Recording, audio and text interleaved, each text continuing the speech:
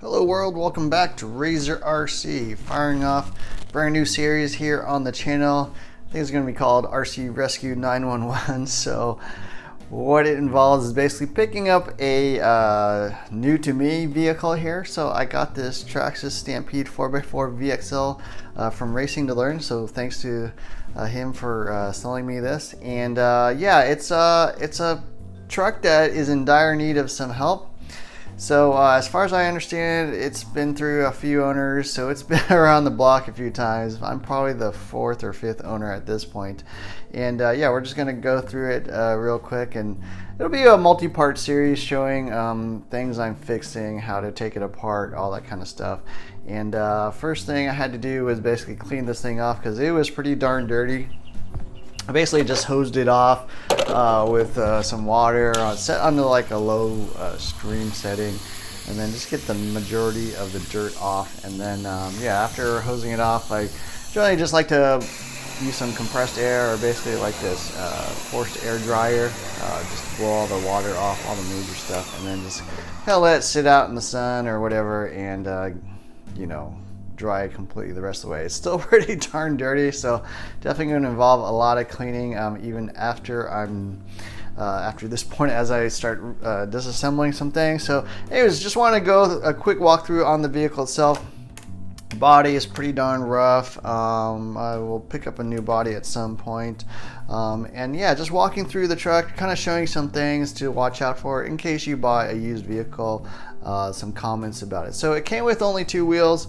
There are actually 2 different types of Stampede wheels. The 2-wheel drive uses like larger offsets, so they stick out a little bit further on the front of the front 2-wheel drive vehicle, but the rears on the 2-wheel drive and the 4x4 are a little bit narrower. And so it came with 2 wheels, one of which looks like the hex is stripped, or I need to, maybe it's glued in place, I don't know, gotta fix that. And then looking at the truck itself, you can tell it's got the Valenian VXL 3S. Now there are actually 2 versions of this ESC and motor. The ESC, this is actually the older 2-pole style one. So if you buy one of these, you definitely want to get the 4-pole version. So they did update the ESC. It's got heat sinks that kind of go vertically, and you can, the other way, the easy way to tell is it's got like 3 different capacitors all the way in the back that are set into it. So it's got external capacitors that you can see. And then on the motor itself, the Valenians come with 2 different versions. The 2-pole is this one. It's just got the regular rubber basically insulation on the wires. The 4-pole version actually has like braided wires that come out the side here, and so that's the easy way to tell. They're both 3500 kV, but one is obviously 4-pole, and you will want to get the 4-pole if you buy a used Traxxas vehicle. Now kind of looking at the vehicle from front to back, as you can see, it's got slash bumpers front and rear.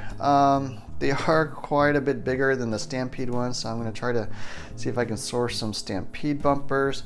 It's got the plastic Ultra Shocks as normal. It does have some nice blue aluminum shock caps on the rear, so that's pretty much the one must-have upgrade on these vehicles. The plastic shock caps pop off quite easily and get kind of annoying.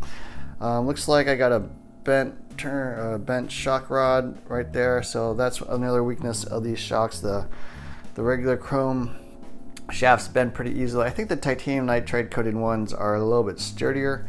Nice upgrade here on the steering blocks. So these are the aluminum knuckles or hub carriers, whatever you want to call them.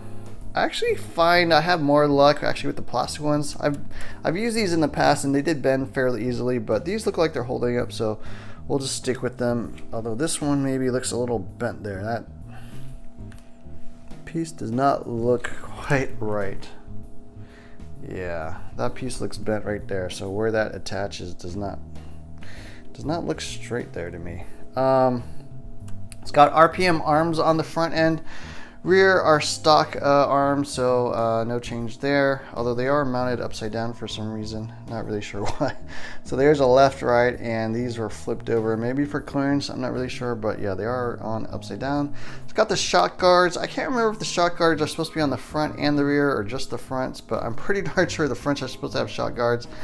Maybe they don't fit on the RPM arms. In general, I actually like the plastic stock arms a little better than the RPM ones, because the RPM ones obviously don't really break, but they're basically made out of like this super flexy type plastic, this nylon that doesn't it doesn't really hold its shape that well, so they end up sagging. As you can see, it's kind of like rounded out, bowed out already, so yeah, kind of annoying. So I'll probably go back to the stock arms. Now the one really nice upgrade this truck has is actually the Techno M6 Driveshaft. So they got the steel CVDs, it looks like, CVAs, sorry, CVAs probably, front and rear. So that's a really nice upgrade. That's like $100 worth in upgrades. They do also have thicker drive shafts or axles on the end, although they are using the plastic hexes. So I'll probably go to the aluminum hexes. That'll be a nice little upgrade. Adjustable turnbuckles all the way around. That's cool to see. And then the chassis itself looks like they went with kind of this aluminum washer setup to help prevent the, I guess, body from puncturing through. You can also use those plastic discs that come with the Traxxas vehicles. That helps a lot as well. Looks like some stuff around the drive shaft there. Probably clean that out. And then yeah, the receiver box is super dirty for some reason. Even after washing, it's still got some nastiness. Looks like the diffs are probably leaking because there's a lot of dirt collected around the discs, front and back. It's missing the battery strap. Need to pick one of those up, although it does have the high-rise battery hold down. I just need to get a strap. I'll probably go back to the original one because I'm going to run this primarily on 2S. Stock servo, plastic geared. Hopefully that works. And now it does have the nice, I think it's the king heads motor mount. So yeah, the stock one is plastic. Some people have issues with the bearing there, kind of like heating up and melting the plastic. Honestly, I think that generally is due to people not really cleaning or replacing the bearing often enough. But this one will also be a little bit sturdier and then provide some more heat dissipation. This thing actually looks okay. It's straight at least.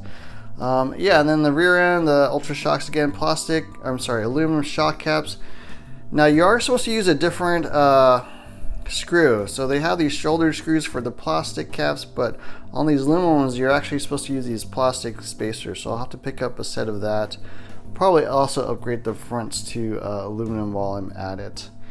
And then yeah, it looks like the shocks are probably leaking a little bit. They got a lot of dirt collecting. The shock shaft is bent again. Something seriously wrong there. Rear end, as I mentioned, the arms are upside down.